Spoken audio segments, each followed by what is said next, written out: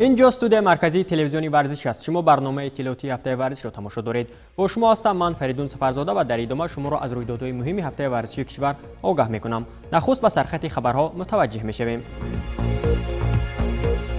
تیمور رحیموف با نشانی برنجی ابودابی گراند سلام 2022 به وطن برگشت. جام تاجیکستان در موسم 2022 صاحب خویش را پیدا کرد.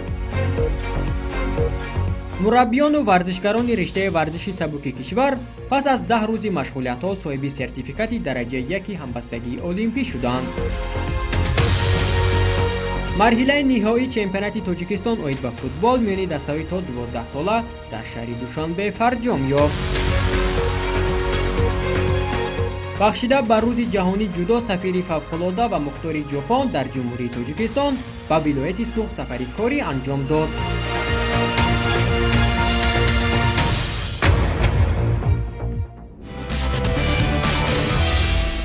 شرح پره خبرها. بینندگان عزیز، هفته ورزشی کشور را از بازی نهایی 31مین جام تاجیکستان میان دسته‌های استقلال شهر دوشنبه و کوکتاش ناحیه رودکی آغاز میکنیم که در فینال مسابقه به هم آمدند. از نتیجه واخری مذکور از شهر باختر گزارش میدهیم. 29 اکتبر در ورزشگاه پختکار شهر باختر ما شاهدی جشن حقیقی فوتبالی تاجیک گردیدیم، زیرا برای تماشای بازی دور نهایی جام تاجیکستان میان دسته‌های استقلال شهر دوشنبه و کوکتاش ناحیه رودکی بیش از 6500 نفر در ورزشگاه حضور داشتند و بازی این دو باشگاه را از نزدیک تماشا کردند. جریان بازی هم به محبت جالب و دیدنی صورت گرفت.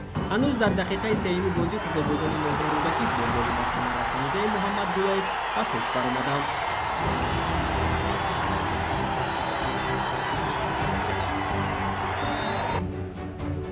در ادامه خود دستپروران طاهر مومنوف یک گل دیگر را به طور ناگهانی به دروازه خودشان وارد کرده حساب را مساوی کردند.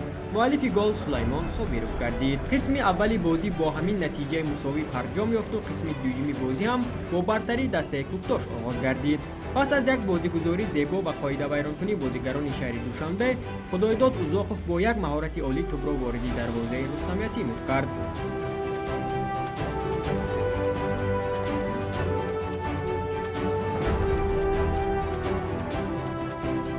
با گذرا شدن 9 دقیقه فوتبالبازان استقلال با گل زیبای منوچهر جلیلوف حساب را 2-2 کردند. هرچند در ادامه واخوری به فوتبالبازان کوکتاش میسر شد که یک گل دیگر به ثمر رسانند، لیک داور مرکزی واخوری سیبلی توردیوف آن را بنابر حالت نابازی بودن به اینوبت نگرفت. وقت اساسی واخوری هم با حساب 2-2 انجام یافت و در دو قسم علاوگی نیز غالب معین نشد. در اجرای سلسله ضربه‌های پنالتی فوتبالبازان استقلال نسبت به کوکتاش برتری کامل نشان داده با حساب 5-4 شهدی پیروزی چشیدند. همین طور پس از 2 سال ناکامی در جام تاجیکستان دیگر باره فوتبالبازان استقلال توانستند که صاحب جام مسابقه شوند.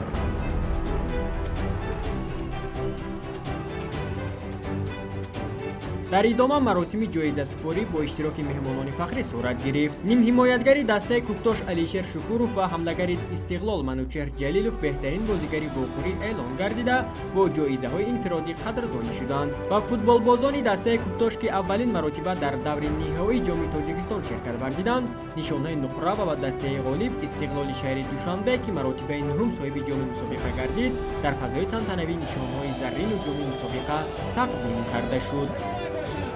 بله، مبارک میگیم این جام رو با دسته استقلال دوشنبه. دوستان گرامی، رویداد مهمی هفته سپری شده این بازگشت جودوکار نامور کشور تیمور رحیموف با نشانی برنجی ابودابی گراند سلام 2022 از شهر ابودابی امارات متحده عرب به شهر دوشنبه بود که ما هیئت ایجادی برنامه به استقبال او رفتیم. صبح 26 اکتبر جودوکار ورزیده کشور تیمور رحیموف با نشانی برنجی ابودابی گراند سلام 2022 از شهر ابودابی امارات متحده عرب به شهر دوشنبه برگشت. تیمور را در فرودگاه بین المللی شهر دوشنبه نزدیکان و پیوندان، دوستان و نمایندگان ساحه ورزشی مملکت گرم و صمیمی استقبال گرفتند. یادآور می‌شویم که در مسابقه ابودابی گراند سلام 2022 در امارات متحده عرب که از 21 تا 23 اکتبر با اشتراک 414 ورزشکار از 65 کشور دایر شد، تاجیکستان را 10 نفر نمایندگی کردند و تنها به تیمور رحیموف میسر شد که صاحب نشان فخری مسابقه شود. این سیوم مدال تیمور رحیموف در مسابقه گراند سلام در سال 2022 میباشد. اینچنین تیمور رحیموف در مسابقه ابودابی گراند سلام 2022 صاحب 500 امتیاز المپی گردید. تشکر خود را به رئیس شهر رستم امالی میرسونم برای دستگیری و تشبوس و غمخوریشان که ما در این مسابقه سفربر شدیم و پرچم جمهوری تاجیکستان را بلند برداشتیم و با یاران، دوستان و مخلصانی که با من باوری داشتند بعد از قهرمانی جهان ما را روحان برداشتند، در برم بودم و من رفتم در گراند سلام ابودابی سزاوار مدال برنجی شدم. امید می‌بندیم که جودوکاران کشور در مسابقه گراند سلام باکو که از 4 تا 6 نوامبر برگزار می‌گردد به گرفتن دستاوردهای نظررس و امتیازهای المپی مشرف می‌گردند. دوستان گرامی، همچنین در شهر دوشنبه دوام 10 روز برای مربیان و ورزشکاران رشته ورزشی سبک کشور با ابتکار کمیته ملی المپی تاجیکستان مشغولیت‌های نظریوی و عملی گذرانده شد که از نظر ماهیت ایجادی برنامه دور نماند. در شهر دوشنبه با ابتکار کمیته ملی المپی و فدراسیون ورزشی سبک دوره آموزشی تکنیکی برای مربیان از 16 تا 27 اکتبر دایر شد. در آخرین روز مشغولیت‌ها اشتراکیان تمرین‌ها را به طور عملی دایر نمودند. دوام 10 روز برای ورزشکاران و مربیان رشته‌های گوناگون ورزشی سبک دوره آموزشی تکنیکی دایر شده در آخرین روز مشق‌های عنعنوی در ورزشگاه مرکزی شهر دوشنبه برگزار گردید. 20 نفر اشتراکیان به دو گروه جدا شده متخصصان درجه بین المللی یوگنی شومارین از تاجیکستان و الکساندر کروگلیکوف از قزاقستان که درس‌های نظریوی را گذشته بودند همکنون درس‌های عملی را راهنمایی می‌کردند. تحت راهبری این دو متخصص اشتراکیان آموزش‌های دریافت کردهشان را در عمل از نمودهای دو به مسافه‌های گوناگون، دو با مانعه‌ها، دوی استافت، جهیدن به بلندی و درازی، جهیدن با چوبه و گرزاندازی و سقف‌اندازی و نیزه اندازی را اجرا کردند. بنابر همین در درس‌های عملی به نظر می رسید که ورزشکاران نوکار دوره آموزشی را سپری می نمایند، در حالی که هر کدام از اشتراکیان در نوهای خود تا حد موفق شده برخی همچون مربی علاقه فعالیت دارند.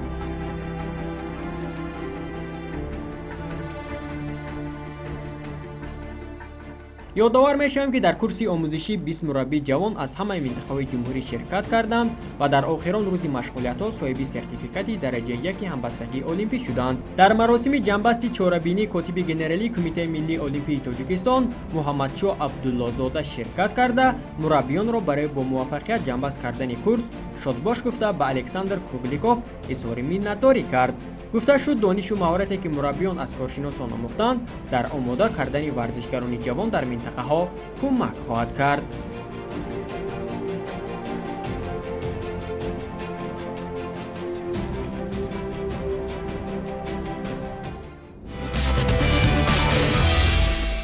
دوستان گرامی، باعث فرهمندی و دستگیری است که زود مسابقه‌های گوناگون ورزش میان کودکان و نوجوانان از رشته ورزش رقم 1 سیاره یعنی فوتبال از روی سن و سال مختلف گذرانده می شود که در آینده بر رشد فوتبال در قلمرو کشور سهم خویش را می‌گذارد. هفته گذشته مرحله نهایی چمپیونات تاجیکستان اوید به فوتبال میان دسته‌های تا 12 ساله انجام یافت. تفصیلات بیشتر در گزارش.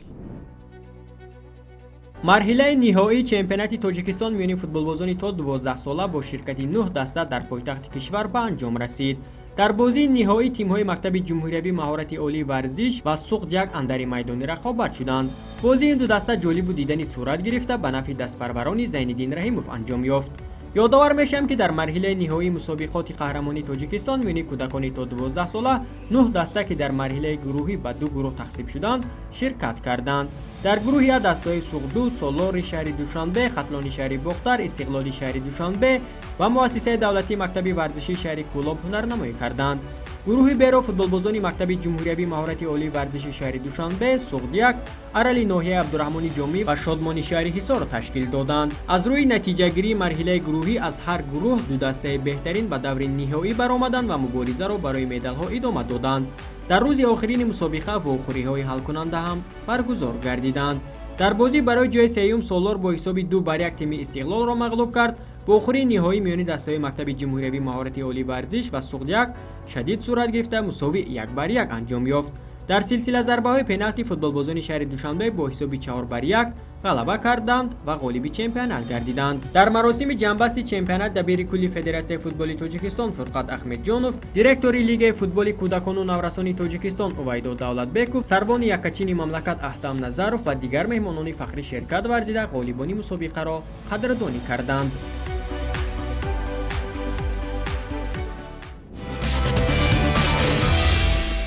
همکنون بر رویدادهای ورزشی ولایت سوغد متوجه میشیم.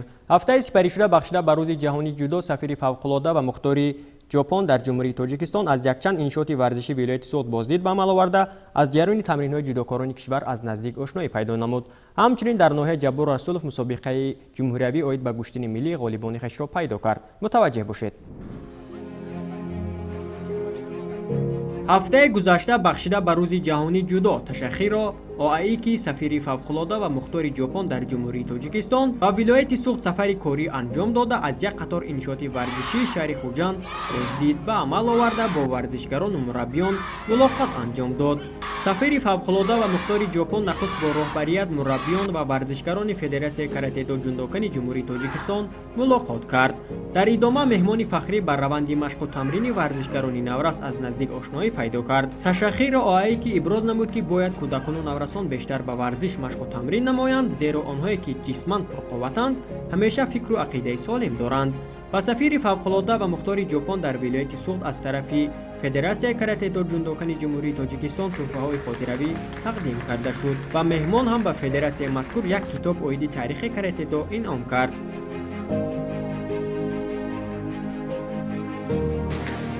همچنین تشخیر آیکی به تالار نمودهای گشتینی به نام استوپریان شهر خوجند تشریف آورده با ورزشکاران این تالار ملاقات کرده آنها را به روز جهانی جودو شاد باش گفت.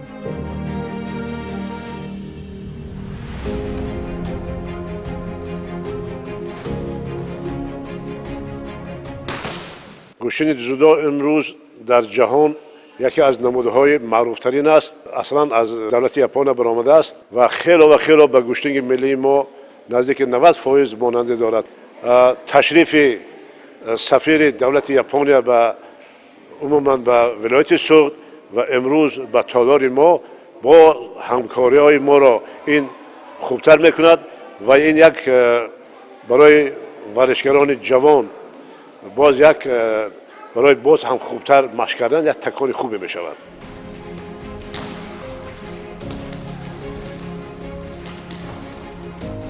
یادآور میشویم که در حال حاضر رشته جودو یکی از نمودهای محبوب ورزش در قلمرو کشور محسوب شده روز از روز سطح دوستداران این رشته ورزش در حال افزایش است.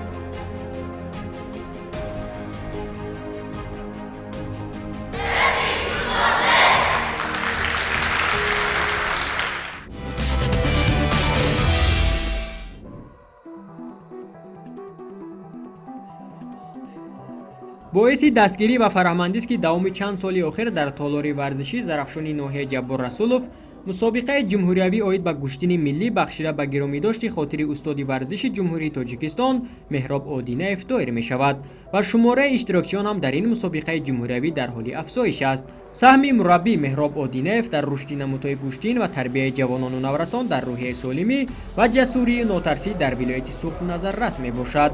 از این رو با مقصد گرامی داشت خاطر او 7 سال می شود که در ناحیه جبور رسولوف مسابقه جمهوری باید به گشتن ملی گذرانیده می شود. در این چاره‌بینی ورزشی بیش از 50 نفر ورزشکار از شهر دوشنبه، شهر و ناحیه‌های تابع مرکز و ولایت‌های سوغد ختلان شرکت ورزیده ملکه و مهارت ورزشی خود را نشان دادند و بهترین‌ها به رقابت‌های نهایی راه یافتند. در وزن تا 55 کیلوگرم ورزشکار دسته ختلان عبدالخالق خالقزاده با گرفتن نشان طلا مشرف شد. در وزن‌های 60 و 65 کیلوگرم ورزشکاران شهر و ناحیه‌های تابع مرکز عجم نوریدینوف و اکبر نیاززاده پیروزی را به دست آوردند. ورزشکاران دسته شهر دوشنبه ذکرالله قادرزاده، فرخ حاجیف و مقصدالله زایدوف در وزن‌های 71، 78 و 95 کیلوگرم زینه‌های فخری را صاحب شدند. نشان طلای وزن تا 81 کیلوگرم نصیب ورزشکاری ولایت سوغد مجیب مهراب جانزاده گردید. در هیئت دستوی مقام اول نصیب ورزشکاران شهر دوشنبه شد. غالبان و جایزه‌داران این چاره‌بینی ورزشی با مدال و افتخارنامه و تحفه‌های خاطروی قدردانی کرده شدند.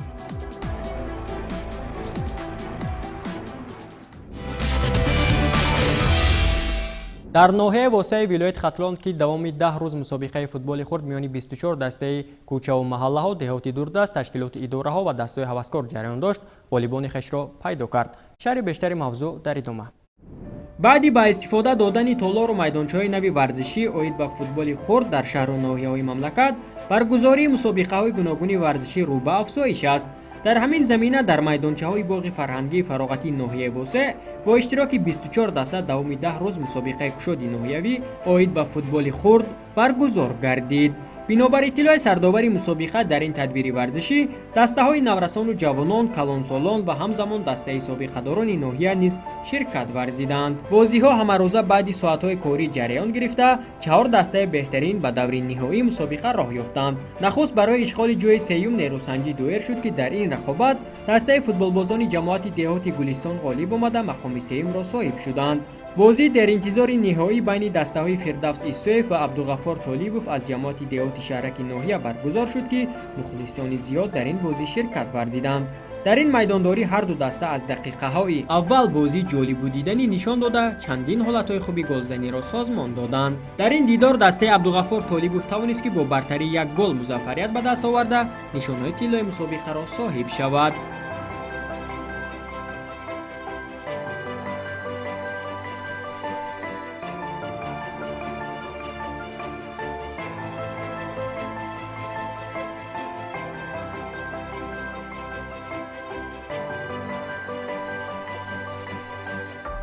در مراسم پوشیده شوی مسابقه نخست جایزه‌های انفرادی برای دروازه‌بان، حمایتگر، نیم حمایتگر، حمله‌ور و بهترین فوتبالباز مسابقه از جانب مسئولین تقدیم کرده شد. در ادامه نشانهای برنجی مسابقه نصیب دسته جماعت دهاتی گلستان، نشانه نقره نصیب دسته فردوس ایسوف و جام مسابقه فوتبال خرد نصیب دسته دهاتی عبدالغفار طالیبوف از جماعت شهرک هلبوکی ناحیه واسع گردید.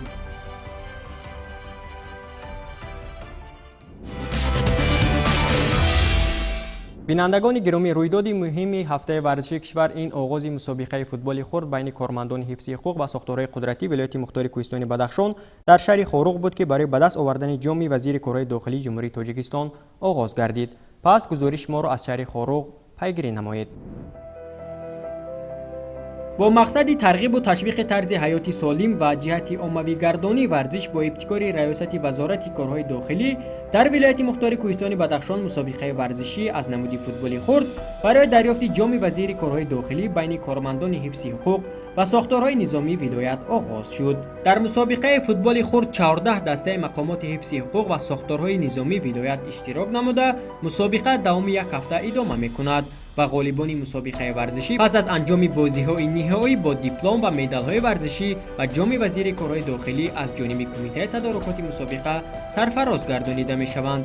همچنین در روز افتتاحی مسابقه نخستین بازی میان دسته‌های ریاست وزارت کارهای داخلی و سر ریاست اجرایی جزای جنایتی وزارت عدلیه در ولایت هم دایر شده با حساب 12-3 به فایده ریاست وزارت کارهای داخلی فرجام یافت. در روزهای بعدی بازی‌ها به طور گروهی ادامه کرده در دور پلی آف دسته‌ها از روی سیستم المپی میدانداری می‌کنند.